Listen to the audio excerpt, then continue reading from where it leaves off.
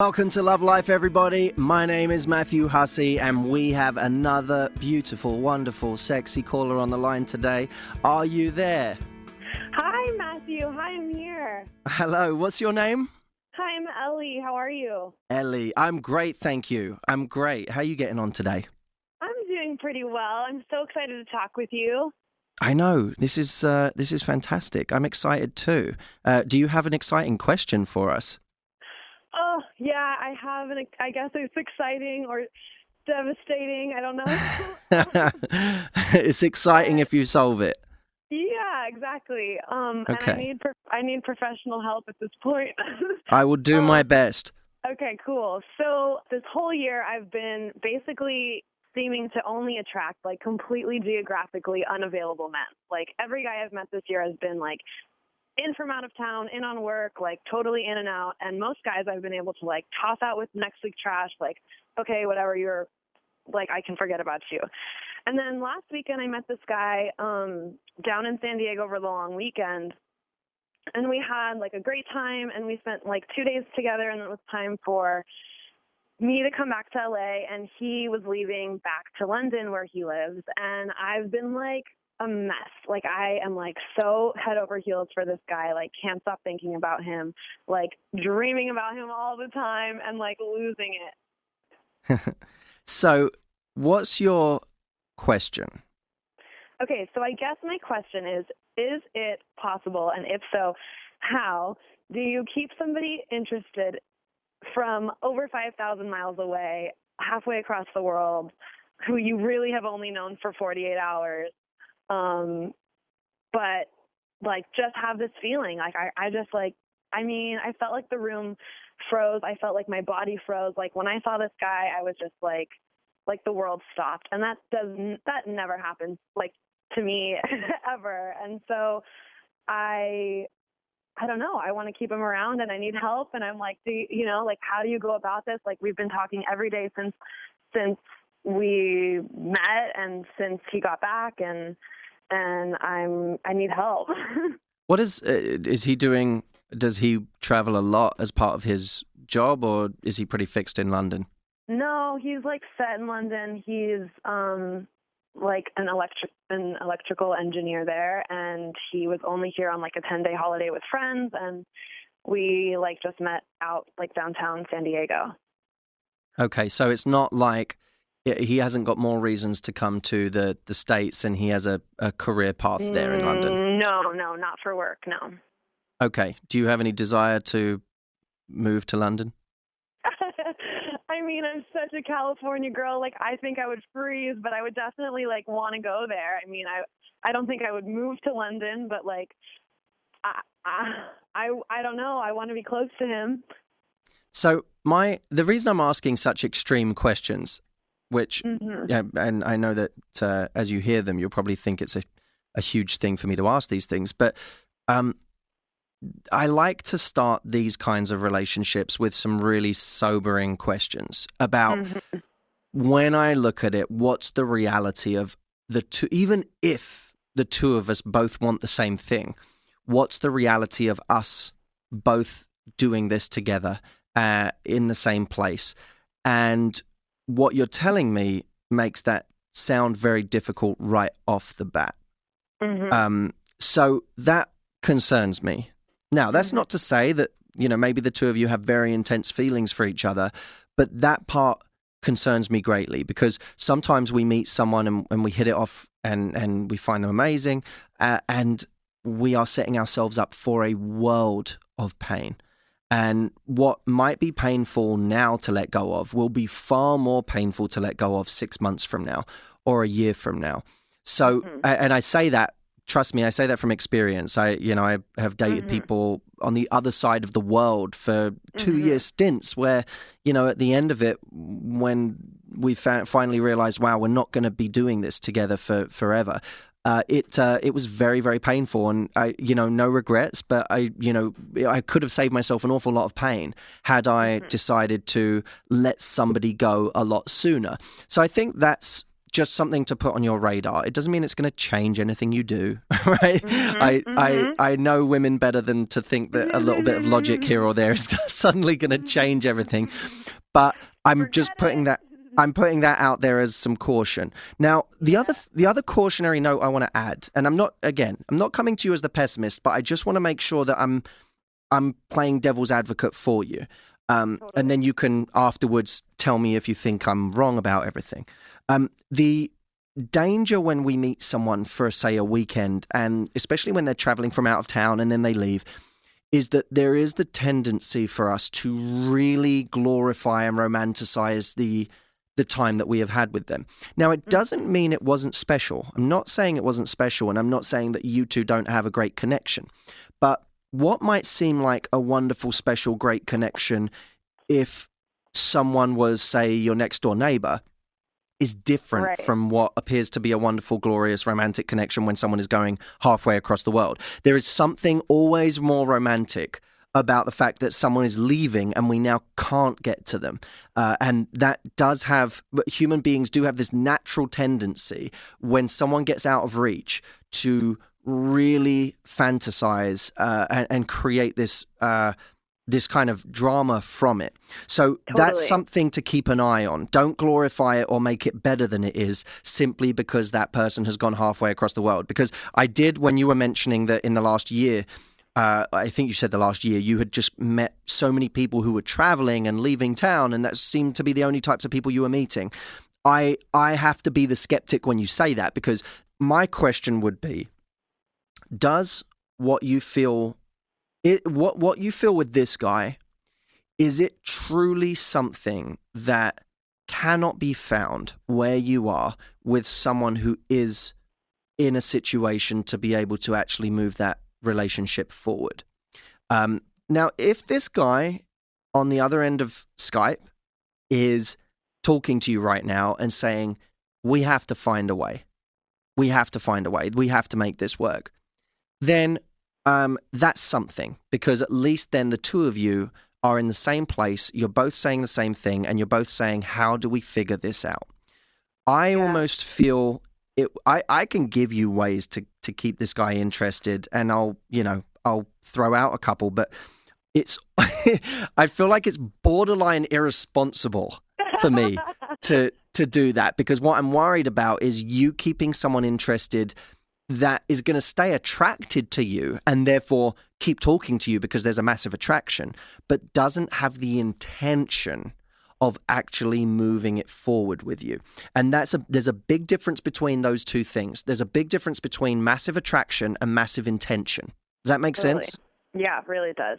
So in terms of keeping someone interested, the key is that when they're long distance, there quickly is a monotony that's developed. You end up having very similar conversations each day. Very often, if we have set working schedules, we end up talking at the same time each day. Yeah. And the things that tend to create the most problems under the surface are the fact that we can't touch and kiss and hug, and we can't be intimate. Those things they create the biggest pressure, because they become the elephant in the room. Two people are away from each other. They both have needs. They both want this to happen, but they're not getting their needs met all the way.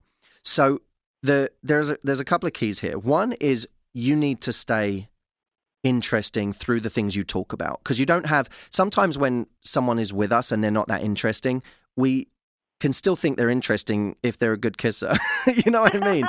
Like, if they're a good kisser and they give us a good hug and, we like touching them, they can be interesting just by being there. But when we don't have those crutches, we really do have to be interesting in the things that we say. Yeah. So then it's really important to talk about the things that are going on in your life and the exciting things that you're up to in your week, to be interested, because a big part of being interesting is being interested. So really being interested in what's going on in his life. He's gonna want to talk to you each night if he feels like you're actually invested in what he's up to and what he's doing in his life. There's nothing quite like going home from work and talking to someone who gets us.